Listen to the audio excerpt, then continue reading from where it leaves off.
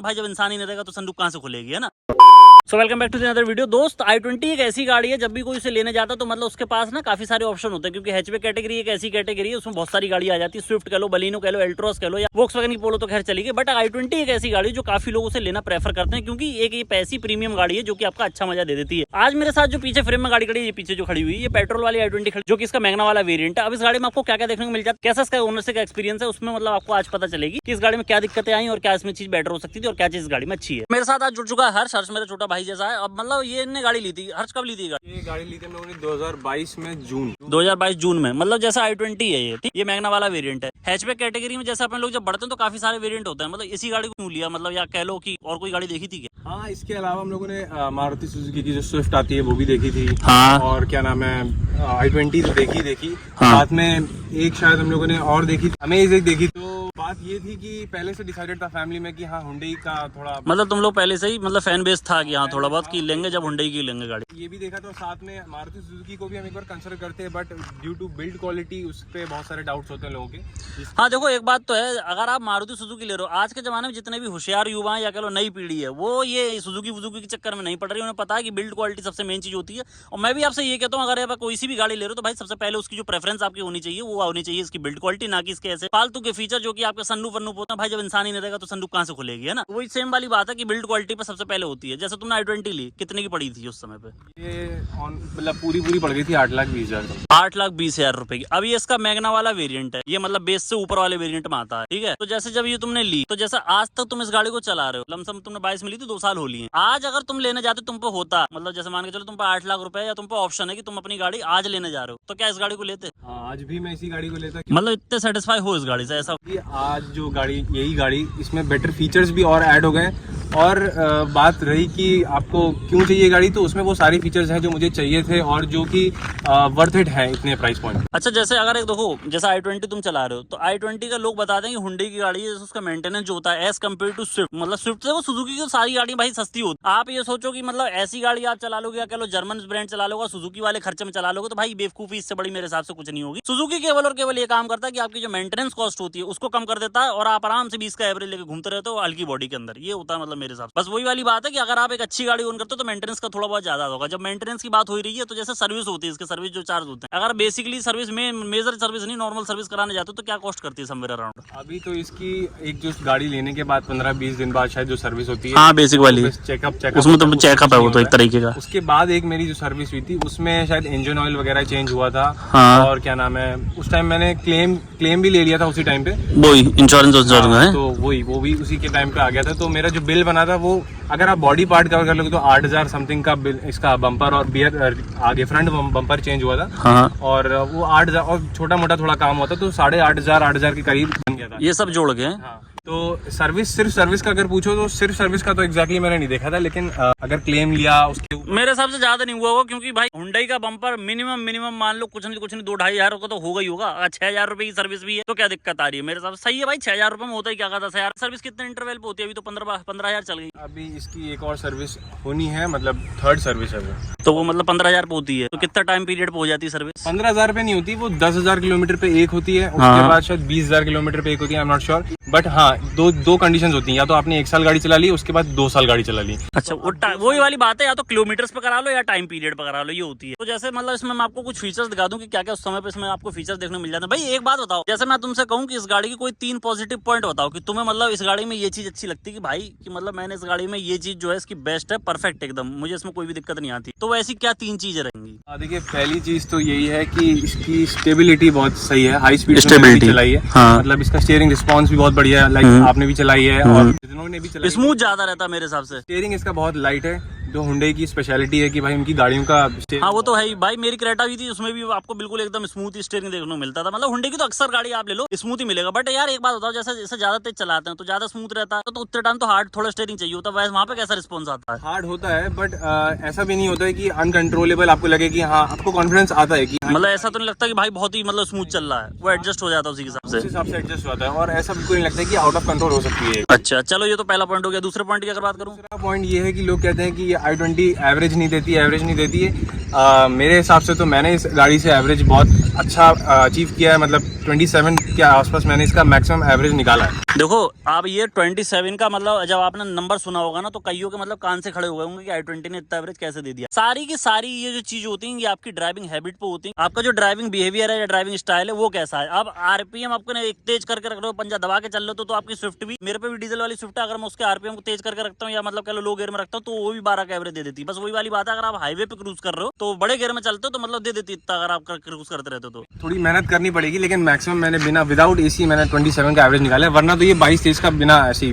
Like. अच्छा, और local में कितना देते रहते हैं ऐसे डे टू डे लाइफ में? लोकल में भी ऐसे अगर आप अच्छे से मेंटेन करके चल रहे हो तो 15-16 का मिल जाता है, दे देती है। ठीक है, और मतलब एक तीसरी पॉइंट और गिना दो बस। तीसरा पॉइंट ये है कि इसके लुक्स, मैं इसके लुक्स का बहुत बड़ा फैन हूँ, क्योंकि ये ऐसी गाड़ी है कि इसकी सेगमेंट की और भी गाड़ियों से अगर आप कंपेयर करेंगे तो इसके लुक्स बेस्ट हैं, जो मुझे ऐसा लगता है। और पता नहीं क्यों, अगर मेरे से पर्सनली पूछी जाए तो इसके कंपैरिजन में पहले वाली आती थी वो i20, वो ज्यादा बेटर लगती थी। पता नहीं मुझे क्यों, हुंडई में पता नहीं धीरे धीरे क्या होता चला जाता है। इनकी नई वाली वरना देख लो, चाहे नई वाली क्रेटा देख लो, या तो ये कह लो अपन लोग इतने यूज टू नहीं है अभी इन डिजाइन के। जैसे पहले ये क्रेटा आई थी जो बीच वाले जिसकी जनरेशन थी वो मतलब देखने में काफी अजीब सी लगती थी, बट धीरे धीरे करके वो आंखों में ढलती चली गई, अब वो अच्छी लगने लगी है। तो ऐसी वही वाली बात है कि अपन लोग इतने यूज टू नहीं होते हैं, बट जो इन्हें एक साथ देखते हैं ना, कह लो अचानक से देखते हैं तो बड़ा अजीब सा एक्सपीरियंस पड़ता है। ठीक है, तो अब देखो पॉजिटिव पॉइंट तो हर एक अपनी गाड़ी के बता देता है कि भैया ये पॉजिटिव पॉइंट है, ये मतलब मेरे को लगते हैं कि यार इसमें गाड़ी में ये है, मतलब ये तो बायर्स वाली बात हो गई। अगर इसके कुछ ऐसे नेगेटिव पॉइंट कह लो या कह लो कि भाई ये चीज इसमें बेटर हो सकती तो वैसे क्या पॉइंट रहे? नेगेटिव पॉइंट्स में अब ये है कि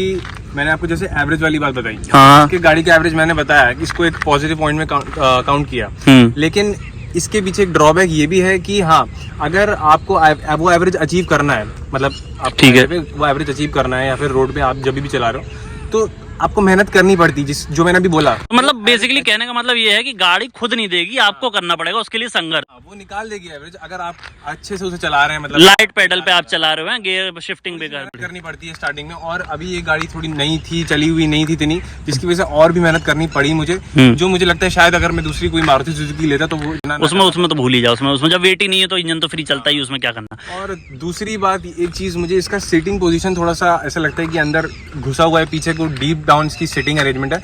मतलब इसमें अगर इस मॉडल में नहीं आता है हाइट एडजस्टमेंट, बट दूसरी गाड़ियों में, दूसरी इसके अपर मॉडल्स में आता है, इसमें नहीं आता है। अच्छा। तो बस ये एक चीज मुझे थोड़ी सी कमी लगती है कि थोड़ा इसका हाइट अगर और होता सीट का तो बेटर विजिबिलिटी हो जाती है। अच्छा, ग्राउंड क्लियरेंस का क्या हाल है गाड़ी के? ग्राउंड क्लियरेंस के लिए ऐसा मुझे कोई प्रॉब्लम नहीं आई है, मतलब आज तक ऐसी कोई ज्यादा नहीं आई कि मतलब टच होती रही होती। देखो ये तो उसका कुछ आगे से डिजाइन देखने को मिलता है, ये छोटे मोटे डेंट इस पे लगते ही रहते हैं, इसको माइंड ही मत करना, आपको गाड़ी देखना आयो उसमें डेंट थोड़ी देखना आयो। जैसे बिल्ड क्वालिटी की जब बात हो रही थी, ये इसमें क्या लड़ा था? बिल्ड क्वालिटी तो देखिए, इसलिए मेरी ऐसी गाड़ी खड़ी हुई थी तो एक कोई सेल्टॉस ओनर थे, तो वो अपनी गाड़ी बैक कर रहे थे, वो ओल्ड एज थे तो इतना शायद उन्हें अंदाजा ना रहा हो, तो उन्होंने बैक में अपना एक्सीलेटर दबा दिया, और उन्होंने शायद जितनी दूरी पे आप थोड़ा और अगर पीछे आके खड़े होंगे तो इतनी दूरी से उन्होंने पूरा एक्सीलेटर दबाया होगा, जैसे भी रिवर्स में लगी गाड़ी आके। रिवर्स में उनकी गाड़ी यहाँ पे कितनी तेज लगी, मतलब तेज लगी थी? तेज लगी थी, हाँ तेज लगी थी, मतलब झेल गई, अच्छा लगा, मतलब तुम्हें परफॉर्मेंस सही करा इनने? मेरे को लगा था कि शायद ये और ज्यादा हो गई, क्योंकि दूर से मैंने जब देखा था तो मुझे लगा था कि अब तो डैमेज हो गया होगा, मतलब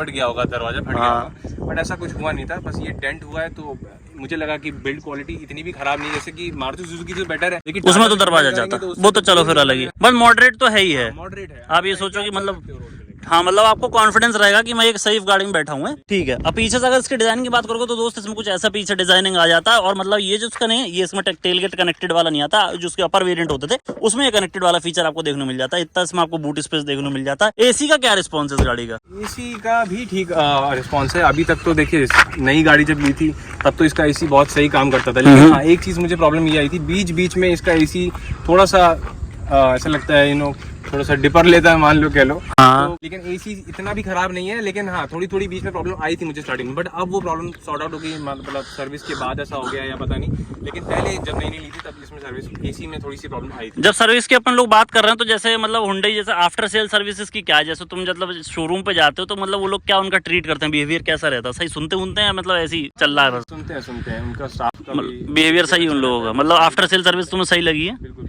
कोई दिक्कत नहीं, मतलब उसमें तो देखो इन चीज़ों में महारत इन गाड़ियों ने करी है, टाटा और महिंद्रा नहीं है, यहाँ पे आपकी कोई बात सुनी नहीं जाती है। इंटीरियर्स अगर बात कर लिया तो इंटीरियर्स में कुछ ऐसा देखने को मिल जाएगा आपको। और यहाँ पे देखो जो सीट हाइट मैंने को बता रहा था ना, यहाँ पे आपको कुछ नहीं देखने को मिलता है, बेसिक वाली सीट इसमें आपको देखने को मिलती है। स्टीरियो सिस्टम इस गाड़ी में लग के आया था, ये वाला ये कंपनी फिटेड थी, ये इसका मैग्ना वाला वेरियंट है। मैग्ना वाले में आपको यहाँ पे देखो कुछ ऐसा स्टीयरिंग देखने को मिल जाए, जो कि मतलब देख रहे हो यार, लगता है कि कोई स्टीयरिंग आप बैठे हो। ये देखो डिजाइन जो है इसमें वरना में भी आपको ऐसा सेम सा स्टीयरिंग देखने को मिलता है। कुछ ऐसा इसका नया वाला इंटीरियर देखने को मिल जाता है, स्पीकर इसमें लगे हुए आते हैं और इसमें एसी भी आपको देखने को मिल जाता है। साथ ही साथ में 2 एयरबैग इस गाड़ी के अंदर देखने को मिल जाते हैं। तो जैसे मतलब इसके जो मतलब म्यूजिक सिस्टम इसमें कंपनी से लग के आता है, मैग्ना वाला ऑप्शन है, ठीक है। तो कैसा रिस्पॉन्स है इसका म्यूजिक सिस्टम का? म्यूजिक सिस्टम बहुत बढ़िया है इसका, हालांकि कोई इसका बोस की ब्रांडिंग नहीं है, क्योंकि हाँ। में बोस आता है, हाँ, पर इसमें कोई बोस की ब्रांडिंग नहीं है, उसके बावजूद ही बहुत अच्छा परफॉर्म करता है। और म्यूजिक सिस्टम इसका सही है, मतलब आप बाकी से कंपेयर करेंगे इसके सेगमेंट की बाकी गाड़ियों से, इतने प्राइस पॉइंट पे, तो वो बहुत अच्छा परफॉर्म कर रहा है इसमें। मतलब जैसे अभी आपने कहा कि मतलब जो परफॉर्मेंस है वो आपको पोलो में बढ़िया मिलती है, तो कहीं इससे मतलब ये तो नहीं कि जिसकी परफॉर्मेंस है उससे आप निराश हैं? नहीं, इसकी परफॉर्मेंस अपनी जगह है। और